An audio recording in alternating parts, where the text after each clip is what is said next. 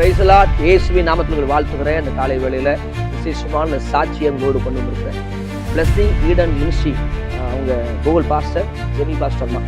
இவங்களுடைய ஊழியத்துல தேவன் அவங்க வாழ்க்கையில, தனிப்பட்ட வாழ்க்கையில நடந்த ஒரு சாட்சியை உங்களோடு நான் பகிர்ந்து கொள்ள விரும்புகிறேன். பாருங்க, அவனுக்கு குழந்தை 3 வருஷம் குழந்தை இல்லாமல் இருந்தது. 3 ஆண்டு கழித்து அவங்களுக்கு ஒரு குழந்தை பாக்கியத்தை கொடுக்குறாரு. டாக்டர் சொல்றாங்க, இந்த கரு வந்து இங்க வளர்த்தலாம், இந்த கரு வந்து அழிச்சிடலாம், அந்த அளவுக்கு கால் 2 பெண்டா இருக்குன்னு சொன்னாங்க. ஆனா இவங்க விசுவாசத்தினாலே ஜெபித்து கொண்டிருந்தபடினாலே தேவன் ஜெபத்தை கேட்டு அந்த பிள்ளையோட கால நராக்கள் பேரு நராக்கள், குழந்தையோட பேரு நராக்களாகவே குழந்தை நடக்குது, ஓடுது. அந்த குழந்தை ரொம்ப ஆரோக்கியமா கத்தரை வைத்திருக்கிற ஆச்சரியமா இருந்தது. அந்த பிள்ளையை பார்க்கும்போது எனக்கு ஆச்சரியம். இன்னொரு விஷயம் சொல்லுகிறேன், தேவனுடைய வல்லமை, மகத்துவ ராஜாதி ராஜா, விசுவாசத்துடைய வரங்கள் செயல்படுகிறதுக்காக தேவனை சோதரிக்கிற இன்னொரு காரியத்தை சொல்லுகிறேன். அந்த நாங்கள் ஒரு ஃபங்க்ஷனை கூப்பிட்டுருந்தாங்க, பிறந்தநாள் ஃபங்க்ஷன். அந்த ஃபங்க்ஷன் போகும்போது அந்த பிள்ளை கூட்டி சாட்சி சொல்லும் போது அந்த சாட்சி என்ன தொட்டுச்சு, அந்த சாட்சி உங்களுக்கு தொடும். உங்களுடைய அந்த சாட்சி உங்களுடைய வாழ்க்கை சாட்சியை போட்டு பகிர்ந்து கொள்கிறேன். இந்த சாட்சியை நீங்க கவனித்து பாருங்க. உங்க வாழ்க்கையில இந்த சாட்சி விசுவாச பாதைகளை கொண்டு போறதுக்கு நிறைய ஒரு காரியத்தை செய்யும். அதனால இந்த சாட்சி ரொம்ப தேவனுக்கு மகிமை உண்டாகும்படியாக சாட்சி போட்டிருக்கிறேன். தேவன் நாம மாத்திரம் கையில் மகிழ்படுத்தும். God bless you. Praise the Lord.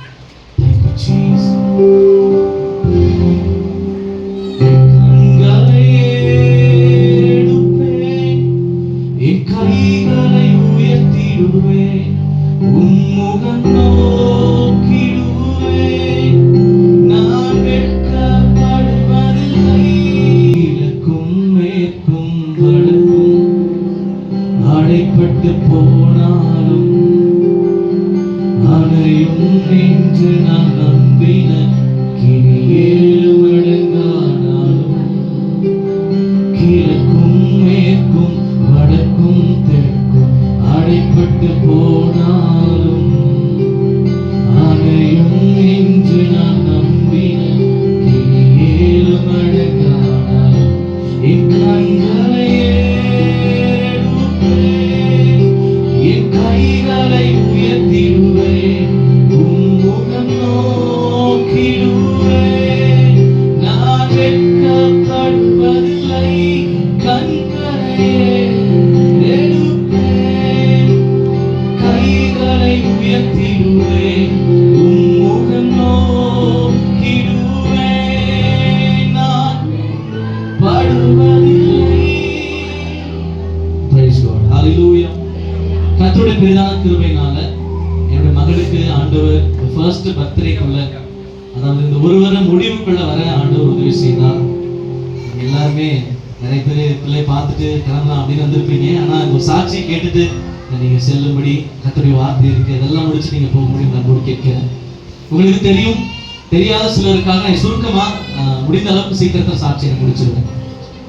எங்களுக்கு திருமணம் ஆகி 3 வருடங்கள் கழித்துதான் ஆண்டவர் குழந்தையை கொடுத்தார். அந்த 3 வருடத்துக்கு முன்பு நிறைய முறை அபார்ட் ஆனது. ஆனால் அந்த 3 வருடங்கள் கழித்து ஆண்டவர் சொன்னபடியே டிசம்பர் மாதத்திலே ஆண்டவர் எங்களுக்கு மிராக்கிலின வயிற்றுல கருவுறும்படி ஆண்டவர் செய்தார். நாங்கள் ஸ்கேனுக்கு போனோம். ஸ்கேனுக்கு போய் சில மாதங்கள் ஆனது. First month, second month, third month வந்துச்சு. 3வது மாசம் ஸ்கேனுக்கு போன உடனே குழந்தையோட ஹார்ட் பீட் ரொம்ப கேட்க ஆரம்பிச்சோம். ரொம்ப சந்தோஷமா இருந்துச்சு. என்டி ஸ்கேன்ல எந்த ப்ராப்ளம் இல்லை, குழந்தையோட குரோத் எல்லாம் நல்லா இருக்கு அப்படின்னு சொன்னாங்க. 4வது மாசம் ஸ்கேனுக்கு போனோம். 5வது மாசம் ஸ்கேன்ல தான் அனாமலி ஸ்கேன் எடுப்பாங்க. குழந்தையுடைய ஒவ்வொரு பார்ட்ஸையும் ஸ்கேன் எடுப்பாங்க. கைகள், விரல்கள், கால்கள், எல்லா பார்ட்ஸையுமே ஸ்கேன் பண்ணுவாங்க.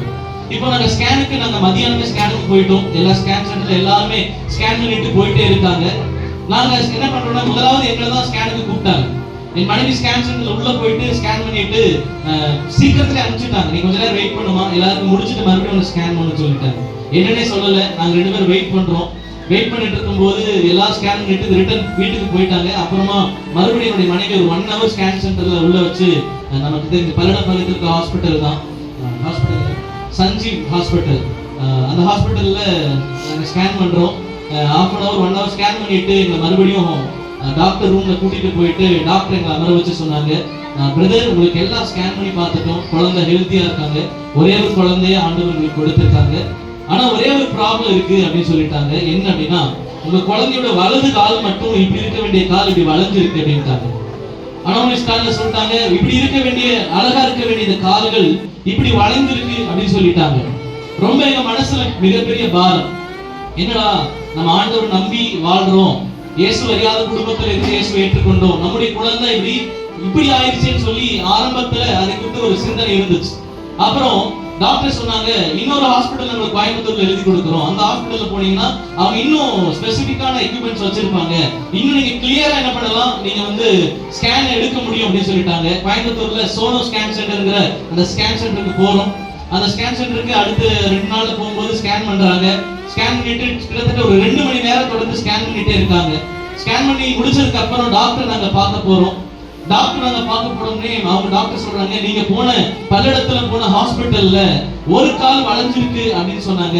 இப்ப நாங்க ஸ்கேன் பண்ணி பார்க்கும்போது குழந்தையோட 2 காலுமே வளைஞ்சிருக்கு அப்படின்னு சொல்லிட்டாங்க. அதாவது நல்லா இருக்க வேண்டிய இந்த கால்கள் கிளப் ஃபுட் சொல்லுவாங்க, இப்படி இருக்க வேண்டிய கால் இப்படி வளைஞ்சிருக்கும், 2 கால் இப்படி வளைஞ்சிருக்கும். ஸ்கேன்ல எங்களுக்கு காண்பிக்கும் போது 2 காலுமே என்னுடைய மகளுக்கு அப்படியே வளைஞ்சிருக்கு. ஸ்கேன்ல அப்படியே நாங்க பாக்குறோம். என் மனைவி அப்படியே அழுதுட்டே இருக்கா. டாக்டர் சொல்ல அந்த ஸ்கேனை நாங்க பார்க்க அழுதுட்டே இருக்கோம். அப்புறம் மறுபடியும் பல்லடத்துல இருக்க ஹாஸ்பிட்டல் நாங்க ரிப்போர்ட் கொடுத்த போது நாங்க ஒரு கால் சொன்னோம், இவங்க 2 கால் சொல்லியிருக்காங்க.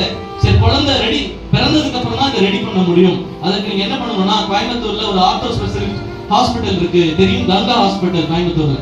அந்த ஹாஸ்பிட்டல் போயிட்டு இந்த குழந்தை பிறந்ததுக்கு அப்புறம் எப்படி ரெடி பண்ணணும்னு சொல்லி நீங்க போய் ஒன்ஸ் நீங்க விசாரிச்சுட்டு வாங்க சொன்ன உடனே எங்க ரிப்போர்ட்ஸோட கோயம்புத்தூருக்கு போறோம்.